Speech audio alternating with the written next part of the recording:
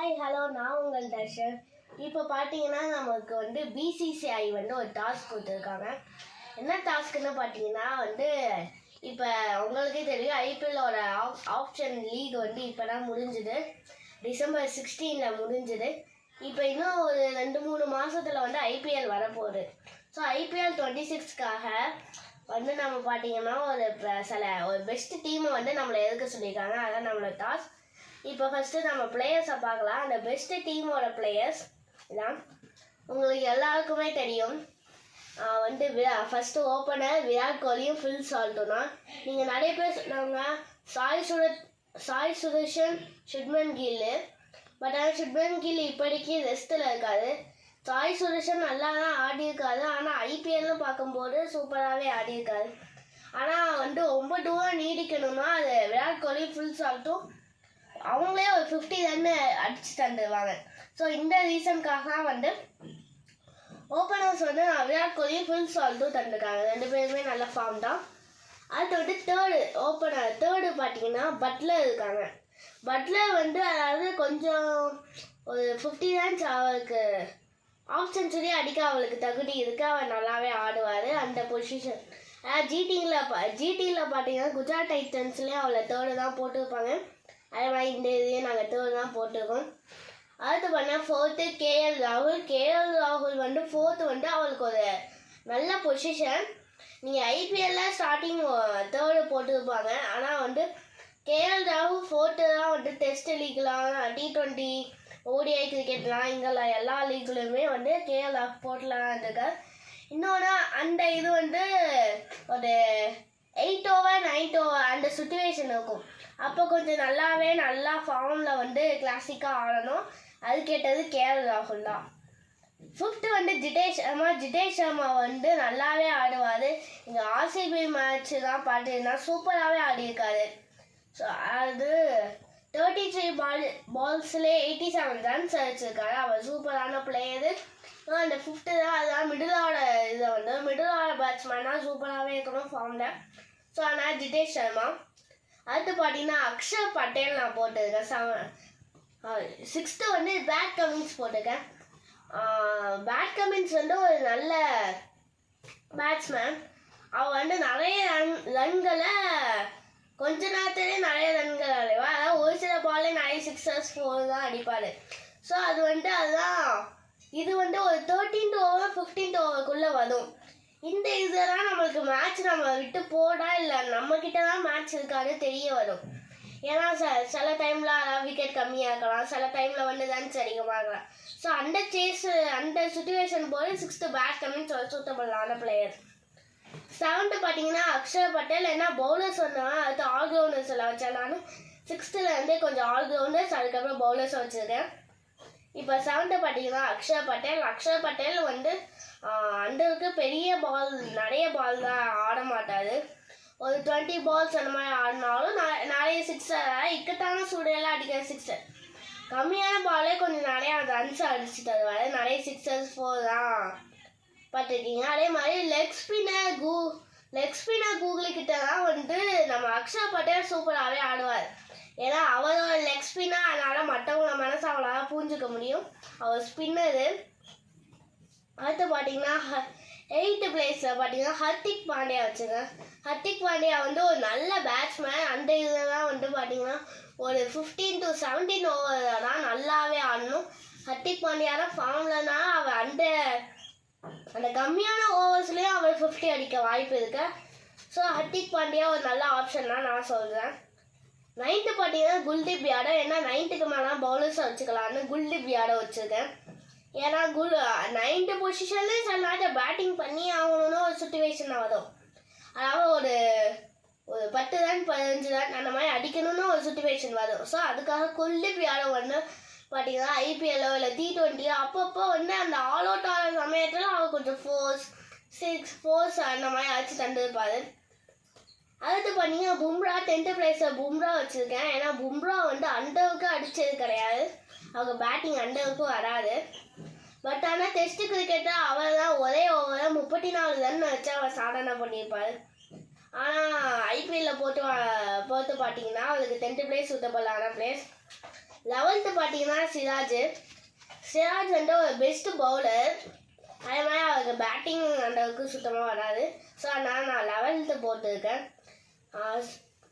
இப்போ பார்த்தீங்கன்னா நம்ம வந்து தனித்தனியாக பார்க்கலாம். அதாவது கேப்டன் யார், வைஸ் கேப்டன் யார், அதுக்கு பேட்ஸ்மேன் எத்தனை இருக்காங்க, பவுலர்ஸ் ஸ்பின்னர் எத்தனை பேர் இருக்காங்க, கீப்பர்ஸ் அதை பற்றி தான் நம்ம கொஞ்சம் டீட்டெயிலாக பார்க்கலாம். இப்போ இந்த டீமோட கேப்டன்னு பார்த்தீங்கன்னா விராட் கோலி தான் நான் சூஸ் பண்ணியிருக்கேன். ஏன்னா எல்லாரோடையும் பார்க்கும்போது விராட் கோலிக்கு ஒரு நல்ல எக்ஸ்பீரியன்ஸ் இருக்குது. அவர் டெஸ்ட் கிரிக்கெட்டில் வந்து கேப்டனாக ட்ராஃபியை வச்சு தந்துருக்காரு. டெஸ்ட் கிரிக்கெட்னால் ரொம்ப கஷ்டமான கிரிக்கெட். அதுலேயும் சவுத் ஆஃப்ரிக்கா, ஆஸ்திரேலியா அத்தனை டீமுக்கெல்லாம் ஆடி அவர் வந்து ஜெயிச்சு தந்துருக்காரு. ஸோ அதனால் அவளுக்கு எக்ஸ்பீரியன்ஸ் இருக்குது, அவளால் லீட் பண்ண முடியும்ன்ட்டு நான் வந்து விராட் கோலியை கேப்டனாக போட்டிருக்கேன். பொதுவாக இந்த டீமில் பார்த்தோன்னா Virat Kohli best option. Vice captain பார்த்தீங்கன்னா கேஎல் ராகுல். ஏன்னா சுப்மன் கில் வந்து T20 ஒரு கழுத்தில் ஒரு இன்ஜுரினால வந்து அவர் வெளியே போயிட்டாரு. அந்த சமயத்தில் வந்து ODIலையும் T20லையும் வந்து கேஎல் ராகுல் லீட் பண்ணியிருப்பாரு. அது மட்டும் இல்லாமல் அவர் லீட் பண்ண மேட்சஸும் நல்லாவே ஆடியிருப்பாங்க. அதனால கேஎல் ராகுல் போட்டிருக்கேன். இன்னும் கேஎல் ராகுல் வந்து LSCக்கு கேப்டனாக இருந்திருக்கார்.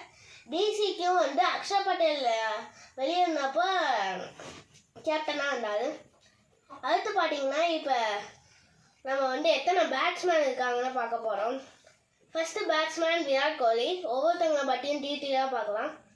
விராட் கோலி பார்த்தீங்கன்னா ஒரு நல்ல பேட்ஸ்மேன். அவர் வந்து ஸ்டார்டிங்கில் RCBக்கு ஃபஸ்ட்டு ஆரம்பிப்பார். விராட் கோலி வந்து ஸ்டார்டிங் ஒரு 2-3 பால்ஸ் வந்து லைட்டாக, அதாவது 1s 0s அதெல்லாம் பண்ணுவார். அதுக்கப்புறம் நல்லாவே ஆடுவார். ஒரு அவர் ஃபார்மில் இருந்தார், மற்ற மேட்சஸ் நல்லா ஆடி இருந்தார், ஏதோ அவளுக்கு ப்ளஸ்ஸாக இருந்துச்சுன்னா ஃபஸ்ட்டு பால் எடுத்தோடனே 4 அந்த மாதிரி அவரால் நிறைய டைம் வந்து ஃபஸ்ட்டு இறக்கும்போது அவளால் நிறைய டைமே செஞ்சுரி போட முடியும். அதனால நான் வந்து விராட் கோலியை ஃபஸ்ட்டு போட்டுருக்கேன். அடுத்த பேட்ஸ்மேன்னு பார்த்தீங்கன்னா ஃபுல் சால்ட் வரார். ஃபுல் சால்ட்டும் விராட் கோலினா ஒரு பார்ட்னர்ஷிப்பாக இருப்பாங்க. இவங்க 2 பேருமே சேர்ந்து எப்படியும் வந்து வந்து ஒரு 50 ரன் 60 ரன் வச்சுருவாங்க. அவங்களோட ஃபார்ம் நல்லா இருந்துச்சுன்னா 100க்குள்ளே அடிக்க வாய்ப்பு இருக்குது. Best partnership.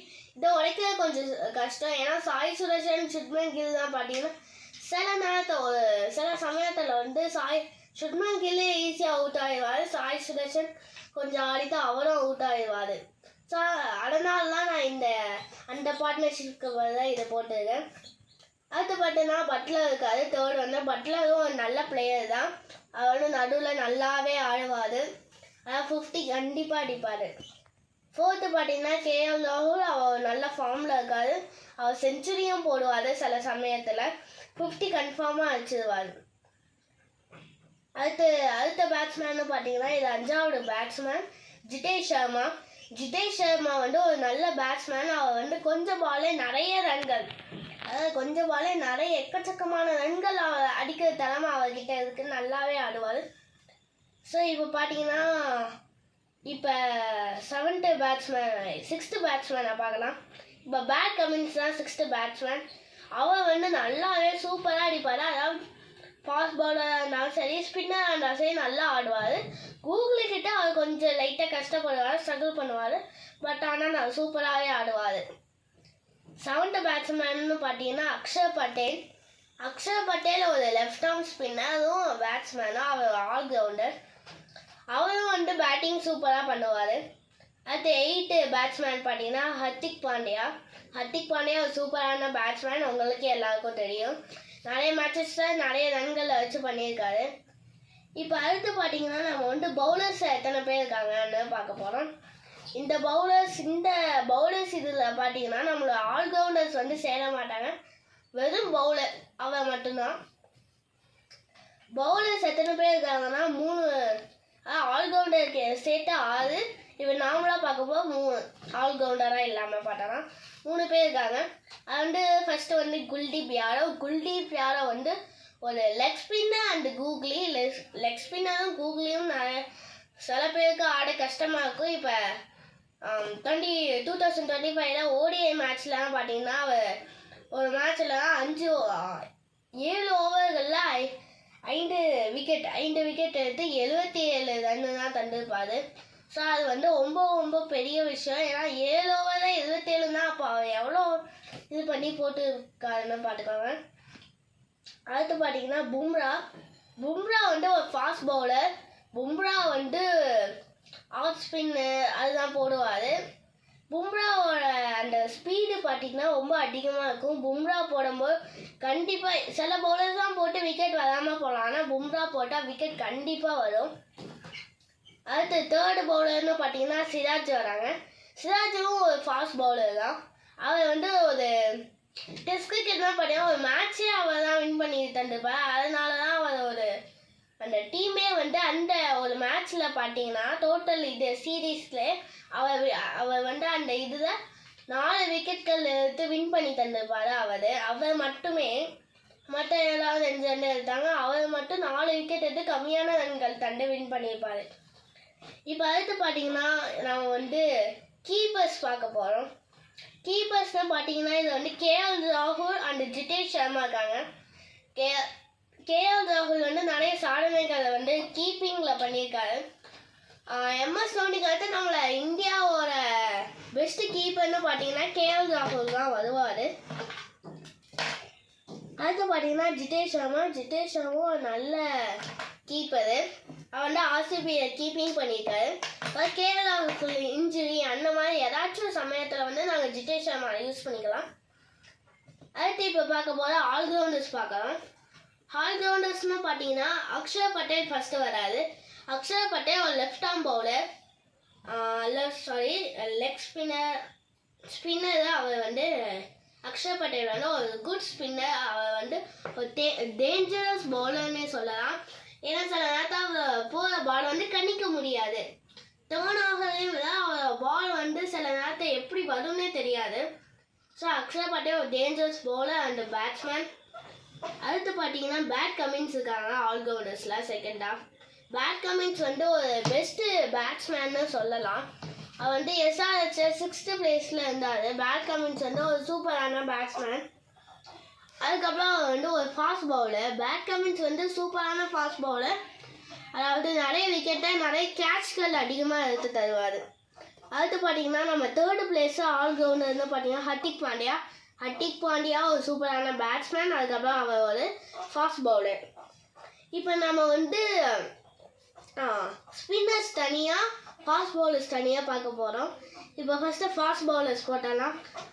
ஃபாஸ்ட் பவுலர்ஸ்னு போடும்போது ஃபஸ்ட்டு ஹர்திக் பாண்டியா வருவார். ஹர்திக் பாண்டியா ஒரு சூப்பரான ஃபாஸ்ட் பவுலர். அடுத்து பேட் கமின்ஸும் ஒரு நல்ல ஃபாஸ்ட் பவுலர். நான் அப்பயே சொன்ன மாதிரி நிறைய கேட்ச்கள் எடுத்து தருவார். ஹர்திக் பாண்டியாவும் சேர்ந்தான். அடுத்து தேர்டு ஃபாஸ்ட் பவுலர்னு பார்த்தீங்கன்னா பும்ரா வந்து கேட்ச்களை விட வந்து கேட்ச்னால் பவுண்டரி லைன் அந்த மாதிரி தான் அதிகமான கேட்ச் வரும். மோஸ்ட் ஆஃப்லாம் போல்டு தான் இருப்பார். அடுத்து ஃபாஸ்ட் பவுலர்னு பார்த்தீங்கன்னா சிராஜும் அதே மாதிரி தான் நிறைய போல்டர்வா. அதுக்கப்புறம் மிட் விக்கெட்டில் வந்து நிறைய விக்கெட்ஸ் இருப்பார். இப்போ அடுத்து பார்த்தீங்கன்னா நம்ம வந்து ஸ்பின்னர்ஸை பார்க்க போகிறோம். ஸ்பின்னர்ஸ்லேயுமே நார்மல் ஸ்பின்னர்ஸ், அதுக்கப்புறம் லெக் ஸ்பின், கூகுளினா யார் போகிறாங்க பார்க்கலாம். ஃபஸ்ட்டு அக்ஷர் பட்டேல் வந்து ஒரு ஸ்பின்னர். அவன் ஒரு நல்ல ஸ்பின்னர் தான். அடுத்து பார்த்தீங்கன்னா குல்தீப் யாதவ் இருக்காங்க. குல்தீப் யாதவ் வந்து ஒரு கூகுளி லெக் ஸ்பின் தான் போடக்கூடிய ஒரு ஸ்பின்னர். இப்போ பார்த்தீங்கன்னா இதோட வந்து IPL பெஸ்ட் டீம் ஃபார் 2026ஓட நாங்கள் எடுத்த ஒரு டீம் வந்து இதுதான். இந்த டீமை பற்றி நீங்களும் கமெண்ட் சொல்லலாம். நீங்களும் ஒரு தனி டீமை எடுத்து அதுவும் எங்களுக்கு சென்ட் பண்ணலாம். இந்த டீமில் ஏதாச்சும் மாற்று கருத்து இருந்தாலும் அதை நீங்கள் சொல்லலாம். அடுத்து T20 ODI அதுக்கப்புறம் இன்னும் கொஞ்சம் நாள் டெஸ்ட் கிரிக்கெட்டோட ஒரு பெஸ்ட் டீம் யங் பிளேயர்ஸ் அதையும் இன்னும் கொஞ்சம் நாள் வரும். ஓகே, பாய், தேங்க்யூ.